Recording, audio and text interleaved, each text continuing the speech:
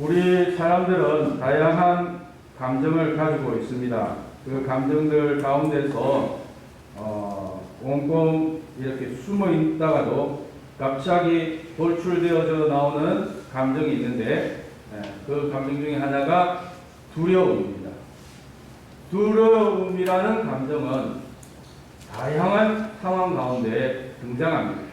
아주 깨끗한 방에 이렇게 딱 있는데 갑자기 어디에 있든지 어디에 숨어 있었든지 이 등이 딱딱하고 짙은 색깔의 그 엄지손가락만한 벌레 있지요. 팔팔팔 날아다니는 그게 툭 튀어나오면 갑자기 두려움이 톡 같이 튀어나오는 거죠. 그리고 쥐나 뭐 부대기 같은 이런 비위생적이라고 생각하는 것들을 보면 왠지 징그럽다는 생각과 함께 또 두려움이 생기기도 합니다. 천재지변을 당하면 그때는 뭐 두려움이 확 솟아납니다.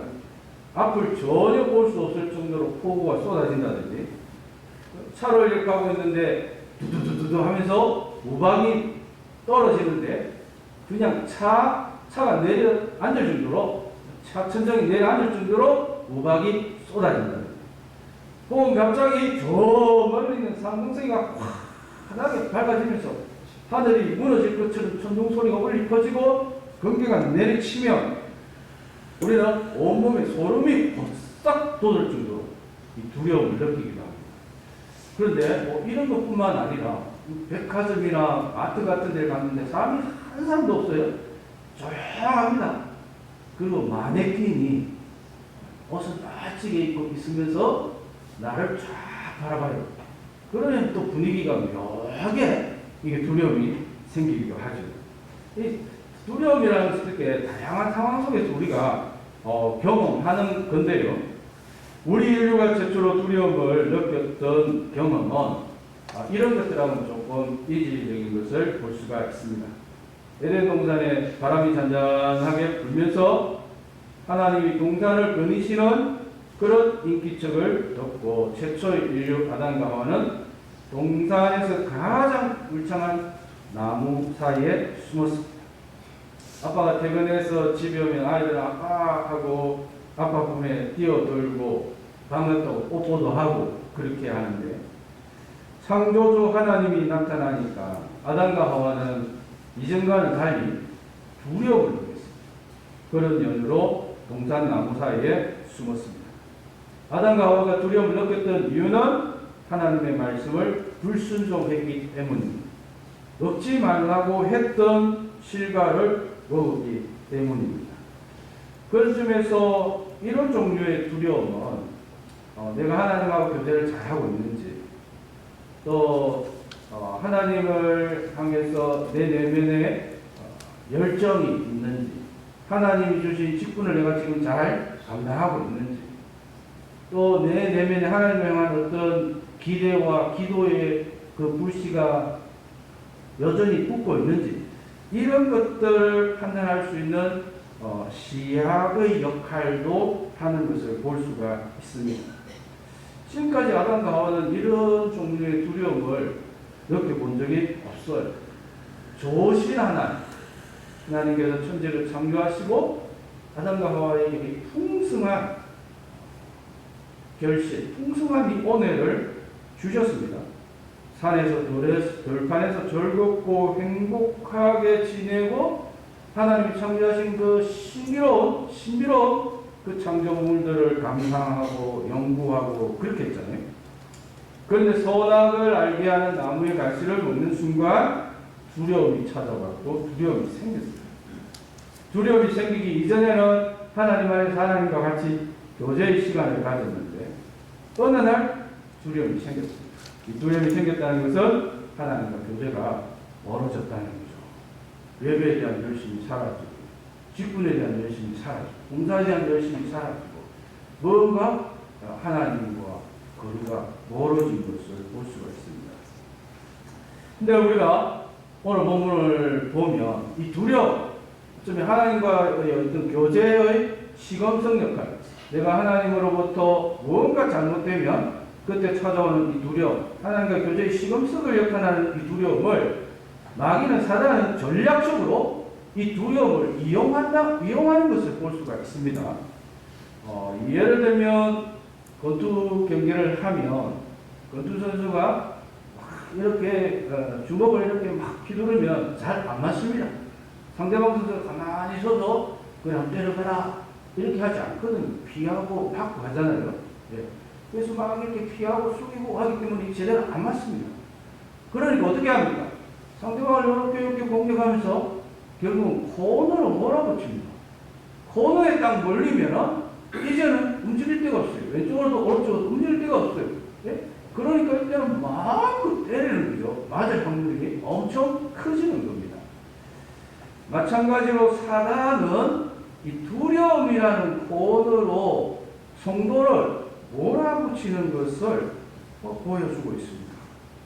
우리가 하나님의 장막 안에 머물고 있으면, 하나님과 교제하고 있으면 여기는 안전한 지대. 사단은 이 장막 안으로 들어올 수가 없습니다.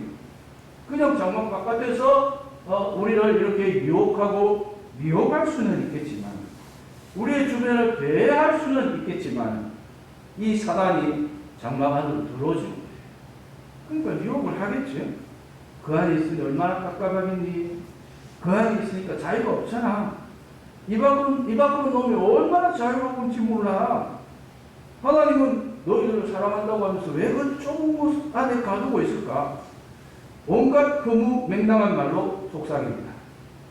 그런데 그 말을 듣고 하나님의 뜰 밖으로 나가면 어떻게 돼요? 두려움을 찾아오죠. 두려움이란 하나님의 장막 밖에 있는 자신을 발견하는 것입니다. 그런 점에서 이 사단은 일단은 우리를 이렇게 저렇게 편하게 속임수를 써서 일단은 두려움의 코너로 몰아붙인다.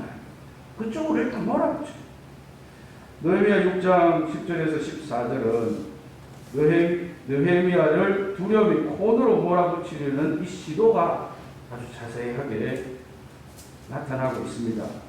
모헤다벨의 손자 들라야의 아들 스마야가 두문불출합니다. 10절에 보시면 이후에 모헤다벨의 손자 들라야의 아들 스마야가 두문불출하기로. 6장 10절에 상당히 많은 정보를 내포하고 있어서 이 한 구절 나누어서 살펴보면, 우선 이 두문불출이란 말은 집 밖으로 나가지 않았다는 거죠. 방에서 밖으로 나가지 않았다는 겁니다. 예. 한 가정을 생각해 보면요, 뭐 엄마도 있고 아빠도 있고 아이들도 있는데, 만약에 아이 하나가 일절 집 밖을 나가지 않습니다.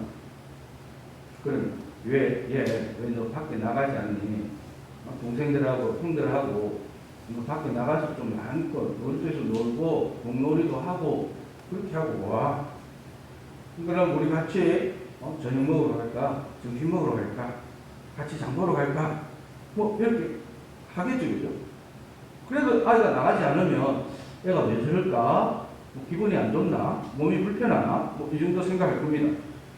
그런데 밖에 나가자고 했을 때 아이가 완강히 거부하고 개성을 지르고 한다면 이 가족들로서도 매우 당황스러울 겁니다.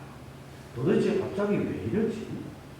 외부 환경에 대해서 밖에 나가는 것에 대해서 뭔가 정신적인 충격을 받았나? 트라우마가 있나? 그래서 이제는 아이가 좀 기분이 찝찝한 것다가 아니라 병원으로 데려오겠죠. 그래서 어떤 과학적으로, 의학적으로 이 아이의 행동에 대해서 이렇게 접근을 할 겁니다. 고대 사회도 지금만큼 과학이나 의학이 발달하지 않았을 뿐이지, 아마 이런 현상이 일어난다면 진단은 비슷할 겁니다. 그때식 표현을 한다면 아이 갑자기 뭐 귀신이 사로잡혔나, 왜 이럴까, 어디 많이 아프나, 무슨 충격을 받았나, 이렇게 되겠죠. 그런데 고대 유대 사회에서 선지자라는 직분이 있습니다. 선지자는 하나님의 계시의 말씀을 이스라엘 백성들에게 전합니다. 어느 선지자가 갑자기 많은 사람들이 몰려있는 그런 뭐 시장이나 광장에서 하나님의 이 성령 충만함을 받았습니다. 그래서 사람들을 향해서 고함을 지르며 들으시오, 여호와 하나님께서 내게 이렇게 말씀하셨습니다. 이렇게 하면 일단 지금 이 순간 하나님의 뜻이 이 사람을 통해서 나타나는 것 같다. 이렇게 우리가 생각을 하겠죠. 이것이 가짜인지 진짜인지는 불분명하기는 한데 일단 양식은 이렇습니다. 하나님께서 어떤 사람에게 영감을 주시면 그 사람은 그것을 받아서 백성들에게 선포합니다. 그래서 이런 사람들을 이스라엘 백성들은 하나님의 선지자다라고 그렇게 했습니다. 그런데 우리가 이 하나님의 선지자에 대해서 염두에 둬야 될 것은 하나님의 말씀을 전달하는 선지자가 꼭 하나님의 그 뜻을 말로만 전하는 것은 아니라 선지자가 하나님의 뜻을 전하는데 대개는 말로 하지만 말만 아니고 행동을 통해서도 한다. 어느 계시도 있지만 이 행위 계시도 있다. 예를 들면 하나님께서 예레미야 16장에 보면 예레미야 너 앞으로 결혼하지 마. 아내를 가지지도 마. 자식을 가지지도 마. 초상집이나 잔치집에도 가지 마. 이렇게. 그러면 사람들이 이런 사정을 모르면요. 예레미야가 결혼도 안 해요. 자식도 안 둬요. 그거는 뭐 신고적인 같다 하면서 그럴 수도 있잖아요. 그런데 잔치집에 아이가 가족들 중에 형제나 가까운 친척이 결혼식을 하는데도 안 갑니다. 부모님이 돌아가고 사랑하는 사람들이 돌아가고 형제가 돌아가고 하는데도 소상집에도 안 갑니다. 그러면 보통 사람은 어떻게 생각해요? 대인기피증이 있나? 그러다 그래도 조상집은 가야 될까, 이가. 그렇게 사랑하는 사람이 돌아가셨는데, 부모님이 돌아가시고, 형제가 돌아가시고, 일가 친척이 돌아가는데, 사람 모식을 해야 될 거 아니야, 사람이. 이렇게 생각하지 않겠어요. 속사정을 모르면. 정상적으로는 이런 말이 맞습니다. 예레미야 아주 없을 놈이에요. 하지만, 예레미야가 하고 싶어서 하는 게 아닙니다. 하나님이 그렇게 하라고 명령을 내렸습니다. 만약에 어떤 사람이 예레미야는 하나님이 이 시대에 사용하는 선지자가 이걸 알고 있는 사람이 예레미야가 이런 개팍한 행동을 하는 것을 볼 때 그 사람은 예레미야를 찾아가겠죠. 선지자님. 제가 보니까 결혼도 안 하고 자식도 안 둘라고 그러시고 그거는 그렇다 치더라도 개인 스타일이니까 잔치집도 안 가고 조상집도 안 가고 그렇게 하시는데 왜 그렇게 하십니까? 라고 할 때 예레미야는 하나님께서 내게 말씀하시기를 이러이러한 이유 때문에 내가 결혼도 하지 말고 자식도 갖지 말고 조상집 잔치집도 가지 말라고 그렇게 하나님이 말씀하셨어요. 이것이 그의 이런 삶에 하나님이 그의 백성들에게 드러내는 행위 계시다. 는 점을 이야기하겠죠. 그러니까 이 예레미야의 개팍한 행동 속에서 저게 하나님의 무슨 뜻이 있는 것이 아닐까. 그래서 예레미야를 찾아가고 하나님의 뜻을 발견하고 깨닫는 이 사람이 그 시대에 굉장히 영성이 뛰어난 사람이라고 볼 수 있습니다. 왜냐하면 수많은 한국인들은 자칭타칭 하나님의 사람들 중에서 진짜를 찾아내고 거기에서 그 진짜가 모든 사람들로부터 비아냥거리는 멸시받는 그 행위 속에서 하나님의 뜻을 구하고 있으니까 이런 사람은 굉장히 영성이 뛰어난 분이죠. 그런 관점에서 느헤미야를 보시면 느헤미야의 의미가 좀 더 이해가 되는 겁니다. 우선 스마야라는 사람이 보통 사람이 아닙니다. 왜냐하면 스마야가 두문불출할 때 느헤미야는 스마야를 찾아갑니다. 누가 두문불출한다고 해서 느헤미야가 지금 거기에 신방하고 할 만한 입장이 아니지 않습니까? 공자를 완공을 해야 되는데 근데 이 느헤미야가 찾아가죠. 스마야의 행동에 대해서 이것이 영적이다. 안 그러면 인정적이든지 간에 느헤미야가 깊은 관심을 가졌다는 부분에 있어서 이 스마야가 보통 사람은 아니라는 것이죠. 6장 10절을 맞아 읽어보면요. 내가 그 집에 가니 그가 이르기를 그들이 너를 죽이러 올 터이니 우리가 하나님의 전으로 가서 외소 안에 머물고 또 그 문을 닫자. 저들이 반드시 밤에 와서 너를 죽이리라 하기로. 이 10절에서 외소라는 표현이 나오는데, 외소란 성도를 의미합니다. 성전 안에는 언약궤를 보관하는 지성소와 성소가 있습니다. 성소는 제사장들이 들어가고 지성소는 1년에 한 번 대제사장이 들어갈 수 있습니다. 그러면 이 성소 안에 제사장이 아닌 사람이 들어갈 수 없다는 거예요. 아주 특별합니다. 자신의 생명이 위협을 받아서 어디 도망갈 데가 없다. 뭐 죽더라도 성소에서 죽더라도 그 밖에는 도망갈 데가 없다. 뭐 이런 경우에 피신을 할 수도 있겠지만 일반 사람이 성소에 들어가면 죽습니다. 들어갈 수가 없어요. 그런데 스마야는 느헤미야의 대적들이 자객을 보내어서 밤에 느헤미야를 암살하려고 하니 스마야와 같이 하나님의 성소에 들어가자고 느헤미야에게 제안을. 그 말은 스마야는 성소에 들어갈 수 있는 권한이 있다는 것이죠. 제사장 가문의 사람이라. 제사장이면서 스마야는 또한 그 당시 유다 공동체에서 선지자로 대우받고 인정받고 있었습니다. 스마야가 집에서 두문불출한 것은 일종의 행위 계시로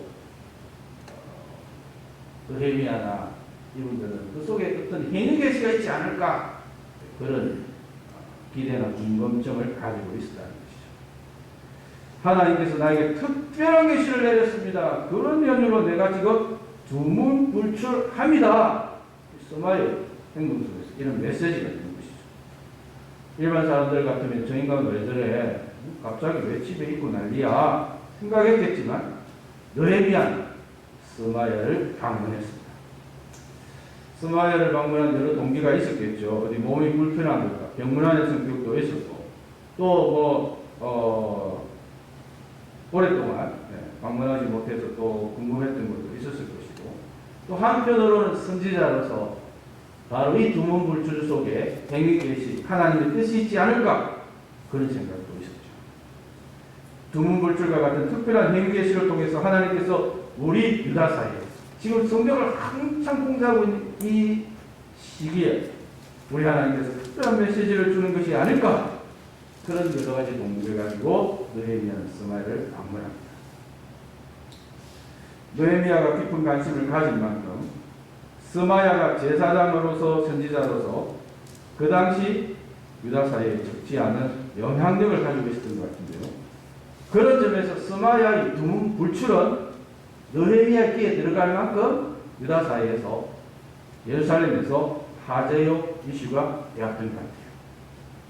느헤미야는 스마야의 행동 속에서 하나님의 뜻깊은 계시의 말씀이 있는 것이 아닌가, 그런 생각을 가지고 스마야를 찾아갔습니다. 아니나 다를까 스마야는 놀라운 이야기를 해줬죠. 도비야와 산발락과 같은 느헤미야의 대적들이 7 암살자들을 고용했습니다. 암살자들은 밤에 고양이처럼 살금살금 와서 느헤미야를 지도 새도 모르게 죽일 것입니다. 암살자들은 신출 디모라고 대단히 위험한 인물들입니다. 느헤미야가 어디에 숨어 있더라도 그들은 느헤미야를 찾아낼 것이고, 아무리 무장을 하고 있다 할지라도 그 사람들은 느헤미야를 반드시 죽일 것입니다. 그런 이유로 스마야는 매우 놀라운 제안을 합니다. 나와 함께 성전 안으로 들어가서 숨어 있읍시다. 스마야와 함께 성전 안으로 들어가서 숨어 있자고 제안합니다. 느헤미야의 안위를 걱정하고 돕기 위해서 혼신의 노력을 다하는 것 같죠. 요즘 같으면 느헤미야를 사랑하는 사람들이 모임을 만들어서 어떤 위협으로부터도 느헤미야를 돕기 위해서 출사표를 던지는 것처럼 보입니다.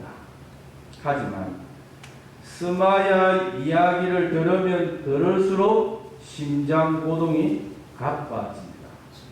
두건 했습니다. 두건 하더니 두건 하더니 두건 심장이 이렇게 가빠져가 들어가는 거예요. 심장이 맥박이 빨라지는 만큼 두려움이 선명하게 번성합니다. 심장이 급격하게 뛰기 시작하는 만큼 두려움이 실체를 드러내요. 마치 초저녁 땅거미가 지고 서서히 황혼이 산 위에서부터 산 아래로 내려오듯이 두려움의 장막이 느헤미야의 내면을 장악합니다. 지금까지 제주껏 상대방의 공격을 잘도 피하고 있었다고 생각했는데 알고 보니 조금씩 두려움이란 코너에 야금야금 몰리고 있었던 거예요. 이러한 상황에서 느헤미야는 어떻게 하면 좋을까요? 믿음 연륜이 오래된 분이 정말 나를 위해서 중보기도 해주고 신방해주고 위로하는 그런 분이, 혹은 교회의 중직자나 교육자가, 혹은 가까운 구역 전도의 성도가, 심지어 사랑하는 부모나 형제 자매가 무엇인가 나를 위해서 말을 해주고 있는데 그 말을 들으면 들을수록 내가 두려움이라는 코너로 몰리고 있다는 거죠. 하나님을 경외하고 두려워하는 것이 아니라 세상의 암살자를 두려워하는 그 마음이 생깁니다. 그런 점에서 느헤미야의 상황은 우리 모두가 직면하는 그런 순간이기도 합니다. 법적으로 느헤미야는 성소 안으로 들어갈 수 없습니다. 느헤미야가 아무리 황제의 특별한 측근이요 예루살렘 성벽 재건을 감당하는 주요 인물이라고 할지라도 느헤미야는 성소 안으로 들어갈 수 없습니다.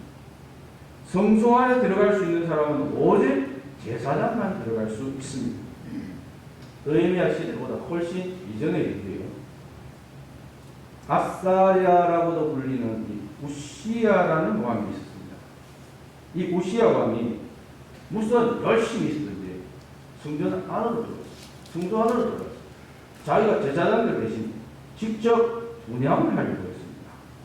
그랬더니 하나님이 이 우시야 왕을 치셨어요. 우시야 왕의 몸에 나병이 생겼습니다.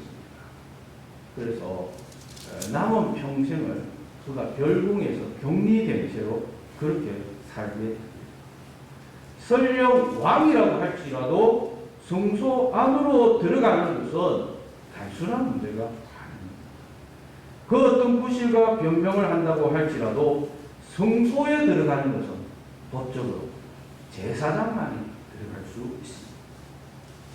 스마야의 제안을 들은 느헤미야는 정신이 번쩍 들어왔습니다. 찾아왔을 때는 스마야를 존경하는 제사장이요 선지자로서 찾아왔습니다. 하나님의 특별한 행위 계시가 있으리라, 혹은 몸이 불편하신가, 그런 걱정 반 기대와도 왔습니다. 그런데 두려움의 폰으로 정신없이 몰아붙이는 모습을 보면서 원칙을 생각했습니다.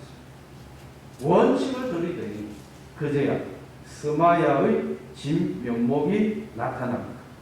아하, 스마야는 가짜구나. 거짓 선지자구나. 하나님이 보내신 종이 아니구나. 아무리 그의 집안이 명망 있는 제사장 집안이고 그의 집안에서 대대로 제사장들이 나오고 대제사장이 나왔다고 할지라도 스마야는 느헤미야는 예루살렘으로부터 돌아온 그의 동생 하냐냐와 그의 친구들로부터 해파되고 방치되어 있는 예루살렘 도성에 관한 소식을 듣고 눈물을 흘렸습니다. 그때부터 느헤미야는 이 도성의 재건을 위해서 기도했습니다. 기도 끝에 느헤미야 자신이 예루살렘으로 가서 성벽을 재건해야 한다는 사명을 발견했습니다. 하나님의 뜻을 발견했습니다. 하지만 느헤미야가 가고 싶다고 마음대로 갈 수 있는 것도 아니고 도성을 세우고 싶다고 마음대로 세울 수 있는 게 아니잖아요.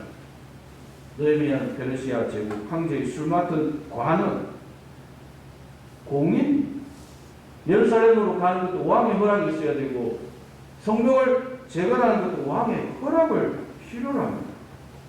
성벽을 재건해야 합니다. 제발 부디 나를 보내주세요. 왕에게 호소해야 하는데 언제 어떻게 이야기할까? 호심탐탐 기다리고 있을 때 왕이 느헤미야에게 질문하잖아요. 내 얼굴이 왜 그리 수축하니? 몸이 아픈 것은 아닌 것 같은데 빛이 마음에 걱정이 있구나. 왕의 이 말을 듣고 느헤미야가 크게 두려워했다고 했습니다. 왜냐하면 술 맡은 간원이 왕을 기쁘게 해야 되는데 술 맡은 간원의 얼굴 자체가 어중중하면 그 자체가 큰 죄이기 때문이죠. 느헤미야가 왕 앞에서 경험했던 그 두려움의 실체는 무엇입니까? 이 두려움은 하나님의 뜻, 이 사명을 감당하기 위해서 자신이 감당해야 할 두려움. 만약에 느헤미야가 성벽 재건을 위해서 중보기도나 하고 또 펀드레이징을 해서 자금을 이렇게 헌금을 이렇게 모아서 보내고 하는 그 정도만 한다면 느헤미야가 왕 앞에서 이런 두려움을 겪을 필요가 없는 거죠. 내가 가서 이 성벽을 재건하겠습니다. 이것이 하나님의 뜻입니다. 사명을 발견하고 하나님의 뜻을 발견했기 때문에 그가 감당해야 되는, 직면해야 되는 두려움입니다. 이런 두려움의 존재는 당연한 거죠. 왕 앞에서만 경험했던 것이 아닙니다. 수상궁에서 예루살렘까지 그 먼 길을 오는 과정에서도 경험했고 또 공사를 시작하는 가운데서도 그가 수도씩 경험했던 두려움. 이 두려움은 너희 종착지는 야 그거 하지마. 포기해. 그만해. 뭐 때문에 하려고 그래. 그거잖아요. 스마야의 경우는 또 참으로 묘합니다. 지금까지 사례와는 조금 다릅니다. 이방인 왕이나 예루살렘 주변의 대적들은 느헤미야의 열심을 이해하지 못합니다. 경제적으로 정치적으로 군사적인 관점에서 접근합니다. 그래서 당연히 반대하는 거죠. 상황의 차이로 인해서 문화적 차이로 인해서 종교적 차이로 인해서 서로 간의 이익의 차이로 인해서 갈등이 내기되고 그 갈등하는 만큼 느헤미야가 두려움을 겪어야 합니다. 그걸 감당해야 돼요. 하지만 스마야는 예루살렘에서 존경받는 유명 인사입니다. 제사장 가문 손제자. 그런 그가 두문불출하면서 느헤미야에게 성소 안으로 피신하자고 지혜를 그런 가정 속에 두려움이 엄습했고 그 두려움의 실제는 성벽 공사를 중단하는 것입니다. 지금 당장 느헤미야가 공사장에서 성소 안으로 공사 지휘자가 창졸지간에 도피자의 신사로 전락할 입장입니다. 잠언 3장 5절에 이런 말씀이 있습니다. 너는 마음을 다하여 여호와를 신뢰하고 내 명철을 의지하지 말라. 너는 범사의 그를 인정하라. 그리하면 내 길을 지도하시리라. 스스로 지혜롭게 여기지 말지어다. 여호와를 경외하며 악을 떠날지어다. 마음을 다하여 여호와를 신뢰하고 내 명철을 의지하지 말라. 수상궁에서 예루살렘까지 와서 어렵게 공사를 시작했는데 이제 공사의 끝이 보이는데 이 시점에 성소로 도피하는 것이 제사장만 들어갈 수 있는 그 성소로 느헤미야가 도피하는 것이 과연 여호와를 신뢰하는 행동일까요? 아니면 느헤미야나 스마야의 영처를 의지하는 행동일까요? 과연 공사장을 떠나는 것이 하나님을 인정하는 행위일까요? 아니면 스스로 지혜롭다고 생각하는 행동일까요? 느헤미야는 이런 관점에서 결단을 내립니다. 나는 들어가지 않겠습니다. 아니, 나는 들어갈 수 없습니다. 나는 들어가지 않겠습니다. 나는 나에게 주어진 이 사명을 끝까지 감당해야 합니다. 나는 들어갈 수 없습니다. 성소는 오직 제사장만이 들어갈 수 있습니다. 나는 성소에 들어갈 자격이 없습니다.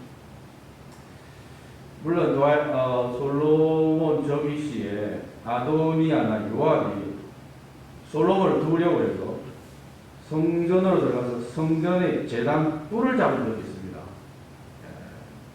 나가면 죽을 것 같아서 그 안에서 성전 뿔을 잡았어요. 성전의 제단 뿔을 잡았다는 것은 하나님께 보호를 요청합니다. 이런 의미가 있었던 것 같아요. 솔로몬은 하나님을 경외했기 때문에 그런 요청에 대해서 존중했습니다. 그래서 아도니아는 방면했고 무지한 자의 피를 흘린 요압은 비록 성전의 뿔을 잡았지만 제단 뿔을 잡았지만 거기서 죽인 적이 있습니다. 만약 스마야의 제안을 따라서 느헤미야가 성소 안으로 들어간다면 제단 뿔을 잡는다면 느헤미야는 아도니아처럼 되겠습니다. 그렇지 않으면 요압처럼 되겠습니다. 더구나 솔로몬은 하나님을 경외했기 때문에 아도니아를 방면해 주었지만 과연 도비아나 산발랏은 하나님을 경외할까요? 느헤미야가 성소 안으로 들어가 숨었다고 해도 그들이 보낸 암살자들은 얼마든지 성소 안으로 들어와서 느헤미야를 죽일 수도 있을 것입니다. 또한 느헤미야는 우시야 왕처럼 성소를 함부로 들어갔다는 낙인이 평생 지킬 수도 있습니다. 또한 스마야가 말을 바꿔서 느헤미야가 성소를 범했다고 공격을 하면 느헤미야를 향한 백성들의 신뢰에 검이 가서 이 공사는 이제 그냥 끝장 날 수도 있는 것이죠. 성소에 들어가 숨는 것은 이래저래 도움이 안 됩니다. 그럼에도 불구하고 두려움의 코너로 몰아붙이면서 성소에 들어가자고 제안을 하는 스마야의 의도는 무엇입니까? 느헤미야가 볼 때 스마야는 거짓 선지자. 스마야의 말은 하나님께로부터 온 것이 아닙니다. 이런 결론을 이르게 되자 느헤미야는 또 의심이 듭니다. 왜 스마야가 이런 엉터리 예언 아닌 예언을 하는 걸까? 공개적으로 말은 못했지만 이스라엘 지도층 사이에 성경 공사에 반대하는 사람들이 많았습니다. 드러내놓고 반대를 못할 뿐이었지 마음속으로는 느헤미야가 하는 일이 못마땅했습니다. 그런데 도비아나 산발랏이 앞장을 서주니까 어제 오늘의 동지요 친구가 된 겁니다. 도비아와 산발랏이 도와달라고 하면서 또 뭉치를 던져주니 이게 웬 떡이냐면서 느헤미야를 공경에 빠뜨리려고 거짓 예언이라는 쇼까지 했던 것입니다. 13절을 보겠습니다. 그들이 뇌물을 줄 까닭은 나를 두렵게 하고 이렇게 함으로 범죄하게 하고 악한 말을 지어 나를 비방하려 함이었느니라. 산발랏과 도비아가 스마야에게 그에게 뇌물을 준 이유는 간단합니다. 두려움의 곤으로 몰아세우기 위해서입니다. 두려움의 곤에 몰리면 성소 안으로 들어가게 될 것이고 성소 안으로 들어가면 느헤미야가 성전을 범했다고 고소할 수 있습니다. 이런 전후 사정을 알게 된 느헤미야 입장에서는 소론이 끼칩니다. 아무리 성벽 재건이 마음에 안 들고 또 반대한다고 하더라도 어찌 제사장이요 선지자인 분들이 산발랏이나 도비아로부터 돈을 받고 이런 거짓 예언을 할 수 있다는 말인가? 느헤미야는 이런 일에 대해서 1절 보복하지 않습니다. 심판은 하나님께 맡기고요. 단지 기도합니다. 14절 보시며 내 하나님이여 도비아와 산발랏과 여선지 노야다와 그 남은 선지자들 곧 나를 두렵게 하고자 한 자들의 소행을 기억하옵소서.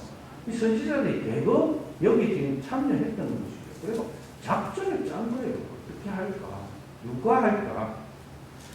도비아와 산발랏은 원래 그렇고 그런 인간들이니까 뭐 뇌물을 준들 암살자를 고용한들 무엇이든 못하겠습니다.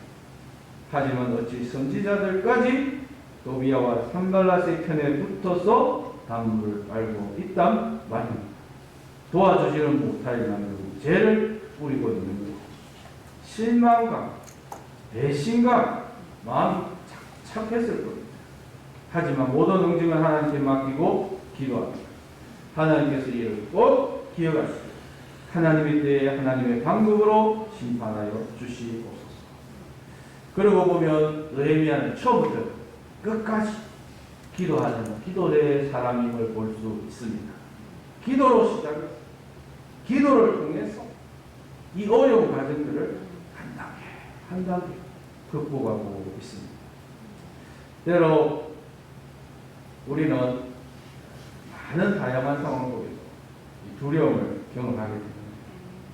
때로 우리가 거룩한 열정을 품고 복음을 전하고 예배에 참여하고 교회에 헌신하려고 하는데 사단은 교묘하게 우리를 방해하면서 이 두려움의 콘으로 몰아붙일 때가 있습니다. 느헤미야 시대 때나 지금이나 사단이 잘 사용하는 방법입니다. 우리를 두려움의 콘으로 몰아붙이는 것입니다. 우리를 두려움으로 몰아세우기 위해서 사단은 우리 주변의 우리와 가까운 이들을 이용하기도 합니다. 그럴 때마다 우리는 사명에 집중하면 좋겠습니다. 거룩한 열정에 불을 붙이는 관점에서 점검하고 판단하면 좋겠습니다. 무엇보다 우리 내면에 기도의 불씨가 꺼지지 않도록 늘 기도하는 우리 축복로 모든 가족들 될 수 있기를 주님의 이름으로 축복합니다. 하나님 아버지 감사합니다. 거룩한 열정을 가지고 하나님의 도성을 쌓고자 하지만 대적들, 이방의 대적들뿐만 아니라 내부에 또 다양한 사람들이 여러 환경 가운데서 여러 상황 속에서 두려움을 야기하고 우리의 거룩한 그 열정이나 결단이나 그 기도의 불씨를 끄트리는 그런 자꾸 소소한 아픔들을 우리가 경험할 때가 많습니다. 하나님 아버지, 그럴 때마다 주님만 바라보게 하여 주시옵소서. 우리를 위해서 고난받으시고 십자가형을 받으신 주님, 지금도 나를 사랑하며 나와 함께 하시는 그 주님을 바라보면서 두려움도 물리치고 실망감도 물리치고 끝까지 사명의 길, 복음의 길, 부르심의 소망의 길을 걸어가고 달려가는 우리 축복로 모든 가족들 될 수 있도록 인도하여 주시옵소서. 예수님 이름으로 기도드립니다. 아멘.